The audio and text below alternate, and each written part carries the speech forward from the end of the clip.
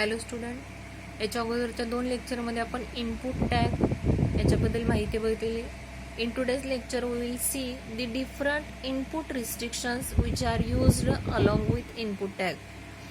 There are many attributes used as a input restrictions. First attribute used is disabled.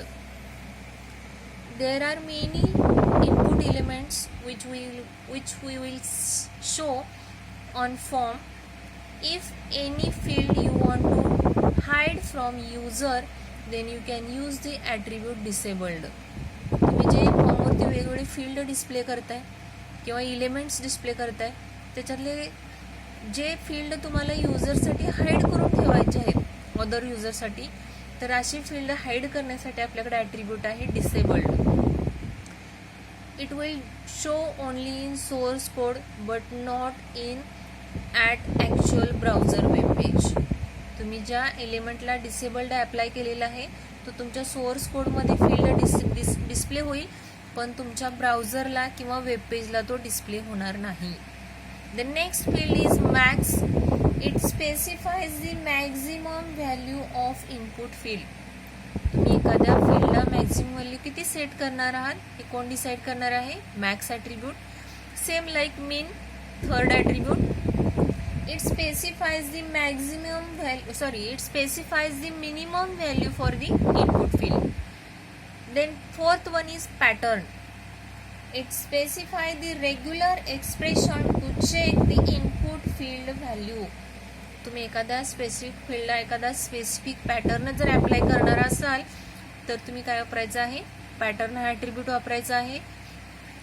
एखाद्या specific फील्डला for example date of birth आहे तर त्याच्यामध्ये तुम्ही day, month आणि year असा पॅटर्न जर अप्लाय करणार असाल किंवा मंथ, डे आणि इयर असा पॅटर्न अप्लाय करणार असाल तर तसा पॅटर्न तुम्ही त्या फील्डला काय करू शकता? सेट करू शकता.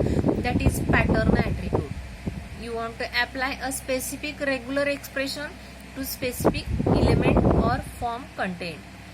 Then fifth one is a read only attribute. It specifies an input field is a read only that it cannot be changed. तुम्ही फील्ड लिहिलेला आहे त्याच्यामध्ये व्हॅल्यू सेट केलेली आहे. It can only read by the user. It cannot be changed. म्हणजे तुम्ही एखादं field लिहिलेलं आहे त्याच्यामध्ये already by default value set केलेली आहे की ज्याच्यामध्ये युजर कोणतीही व्हॅल्यू चेंज करू शकणार नाही, तर त्याच्यासाठी तुम्ही ॲट्रिब्यूट वापरू शकता रीड ओनली. कोणताही युजर त्याच्यातली व्हॅल्यू काय करू शकणार नाही? चेंज करू शकणार नाही. The next is sixth one, place holder. This placeholder is used to it is used to temporary label showing the purpose of that text field without require any label tag. For example, तुम्ही address हे field घेतलेलं आहे which having multi-line text box. तर त्या मल्टीलाईन text बॉक्समध्ये actually काय input करायचं आहे असे युजरसाठी तुम्हाला जर मेसेज सेट करायचा असेल तर तुम्ही तिथं प्लेस होल्डर हे ऑप्शन वापरू शकता किंवा प्लेस होल्डर हा ॲट्रिब्यूट वापरू शकता. म्हणजे युजरला तिथं समजेल की या फील्डमध्ये ॲक्च्युली काय व्हॅल्यू इनपुट करायची आहे. That is placeholder. Then seventh आहे आपल्याकडं required. The required attribute specifies that an input field is required means it must be filled out. तुम्ही आता वेगवेगळे फॉर्म ऑनलाईन भरलेले असाल तर त्या ऑनलाईन फॉर्मवर तुमच्या लक्षात आलं असेल की जे फील्ड आपल्याला कंपल्सरी भरायचे आहेत त्या फील्डच्या समोर रेड कलरमध्ये स्टार मार्क असतो. That is mandatory fields. असे फील्ड जर तुमच्या फॉर्म टॅगला तुम्ही किंवा तुमच्या फॉर्मवरती तुम्ही सेट करणार असाल तर आपल्याकडे ॲट्रिब्यूट आहे रिक्वायर्ड. जोपर्यंत युजर त्या फील्डमध्ये व्हॅल्यू इनपुट करत नाही तोपर्यंत युजरला कोणतंही पुढचं फील्ड फिलअप करता येणार नाही. That is required means mandatory fields. Then eighth one is autocomplete. Autocomplete specifies whether a form or input field should have completed on or off. There are two values on and off. If autocomplete value is on, then your form is automatically completed. Means if you have not insert any value at specific field, then automatically it get value and fill that form. If autocomplete is off, then user must have to complete that fields and submit it. That is autocomplete. Then next 9th one is on focus. 11th मध्ये आपण JavaScript मध्ये focus हा एक event handler बघितला होता की ज्याच्यामध्ये इलेमेंटला आपण काय करू शकतो, फोकस सेट करू शकतो. लाईक सेम ऑन फोकस ही जे ऍट्रिब्यूट आहे, it is specifies that the input field should automatically get focus when the page loads. म्हणजे जेव्हा ब्राउझरला तुम्ही प्रोग्राम रन करणार आहात, ज्या इलेमेंटला किंवा ज्या इनपुट फील्डला तुम्ही ऑन फोकस ॲट्रिब्यूट सेट केलेला आहे, प्रोग्राम तुमचा रन झाल्यानंतर बाय डिफॉल्ट ते फील्डला काय मिळणार आहे, फोकस सेट होणार आहे. That is after page loaded that particular element get focus. That is on focus. Then next आहे बघा 10th height and width. The height and width specifies or it is used for image tag, means it sets values of top, bottom, left and right pixel values. तुम्ही इमेजला एखादी height आणि width set करणार आहात, म्हणजे त्याची top, bottom आणि left right margin set करणार आहात, तर तुम्ही कोणता ॲट्रिब्यूट वापरायचा आहे, height and width. It is only apply with input type is equal to image. Then next आहे 11th multiple. The multiple specifies the user is allowed to give number of options from given, or specifies that user is allowed to enter more than values in input element. म्हणजे तुम्ही input element दिलेला आहे त्याच्यामध्ये user कडून तुम्हाला more than 1 value accept करायच्या असतील तर तुम्ही ऑप्शन काय द्यायचा आहे, multiple. It is used with email and file. जर तुम्हाला युजरकडून एकापेक्षा जास्त ईमेल ॲड्रेस घ्यायचे आहेत किंवा एकापेक्षा जास्त फाईल अपलोड करण्याची फॅसिलिटी युजरला तुम्हाला प्रोव्हाइड करायची आहे, then you can use the multiple attribute of input restriction. Then some other input restrictions like ID and class. ID is used to identify HTML element uniquely through DOM, that is document object model.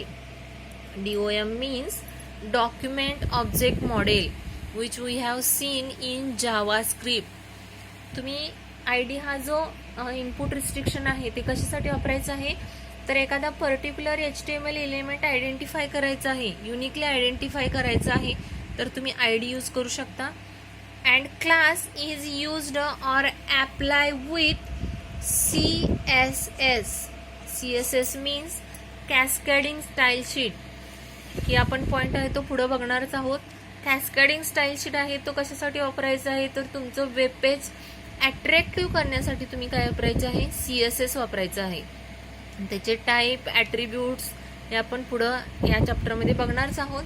पण class is used to apply CSS style to be individual input element.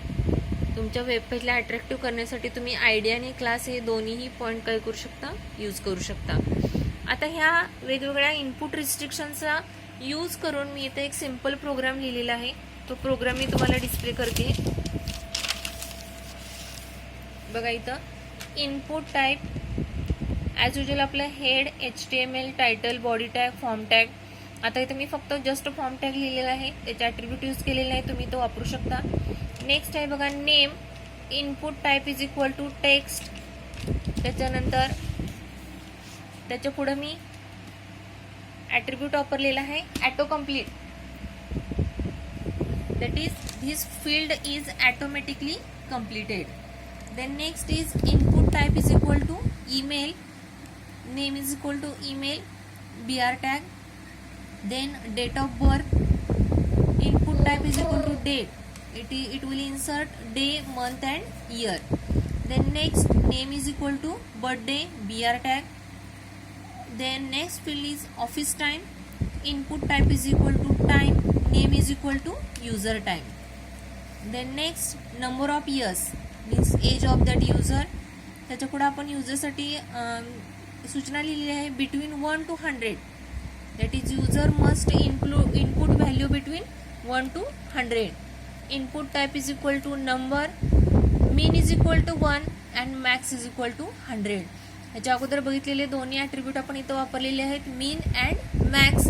मीनची value आपण 1 set केलेली आहे आणि मॅक्सची value आपण किती set केलेली आहे, 100. आता इथं नंबर ऑफ इयर्ससाठी आपण आणखीन एक ऑप्शन वापरू शकतो बघा, input type is equal to range, की ज्याची डिफॉल्ट व्हॅल्यू काय आहे, 1 to 100.